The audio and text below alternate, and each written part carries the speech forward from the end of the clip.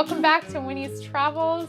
In these next few episodes, I'm going to go over how I finished working on the exterior fiberglass walls and finished sort of fixing up the outside. And as you can see behind me, something very exciting is that all of my foam board fiberglass insulation has been cut into pieces and is now ready to be installed inside of Winnie. So that is what you will get to see after I finish going over these next few steps.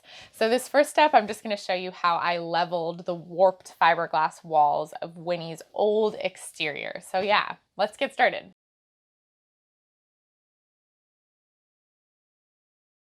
Okay, so basically, what I want to talk about right now is how I fixed the bowing issue that I was having with Winnie's walls. So basically, the gravity was causing, over time, the fiberglass walls to essentially, like, be fatter at the bottom.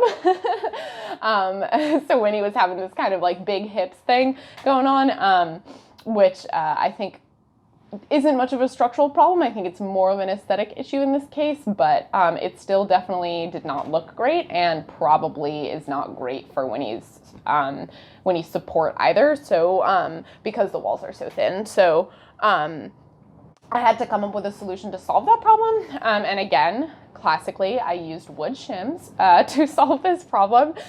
So basically, I could have just drilled in through these metal beams and just secured the bowing problem by just screwing the bottom of the walls in, right? Because, you know, the tops are fine. The bottom of Winnie's walls were what was bowing out. So if you put pressure on the part that is bowing, theoretically, you know, it suctions in, right? Like a corset. I was basically corseting the bottom of Winnie. But if I had just taken screws and just done that and screwed right into this metal beam, then I would have lost some diameter, or some width on Winnie. That would have basically corseted Winnie more than she originally was corseted.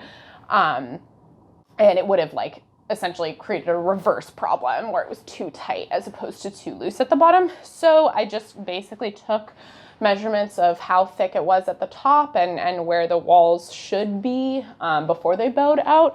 And thankfully, it was just about an inch of space that needed to be created in between the metal beam and the wall like that, so that I could screw into the wood and the metal beam. But that wood piece would give me the amount of width that I needed to not corset her too much. So I just took a bunch of little wood shims at 1 inch thickness, and then I just used construction adhesive to apply them in between the wall and the metal beam, and then I waited for that construction adhesive to dry, and then I went outside and screwed screwed into those little spots. It was a little bit interesting to try and actually find you know how you have those wood stud finders that help you find wood studs in the walls.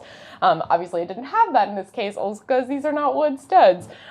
So I sort of had to kind of feel the wall out to figure out exactly where I needed to screw in from the outside, but it worked out totally fine.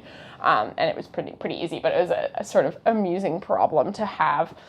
So yeah, this is essentially what it looks like from the inside, and here is what it looks like from the outside. So it's a really bright day out, but you can see there's one here and one over here, and I'll show you a picture from the side of kind of how that effect looks. But this is successfully pulling the fiberglass in and putting pressure on it to the perfect degree.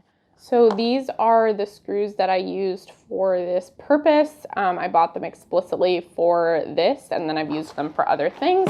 But what's great about them is that they have this little, little washer basically that's made out of this rubbery material, so that basically you don't have to, if you use these guys, you're pretty much all set and you don't have to then caulk around them to make sure that they're waterproof. They basically create a watertight seal. And I installed these a little while ago, and I haven't had any problems with them leaking near the interior where the screws are. So it seems like they work pretty well, and they look aesthetically really nice as you've seen. So I definitely recommend them. Thanks for watching, everyone. That's all for now. And if you're interested in staying in touch with Winnie's travels, you can subscribe to my channel over here, or you can get started with the first episode over here. See y'all next time.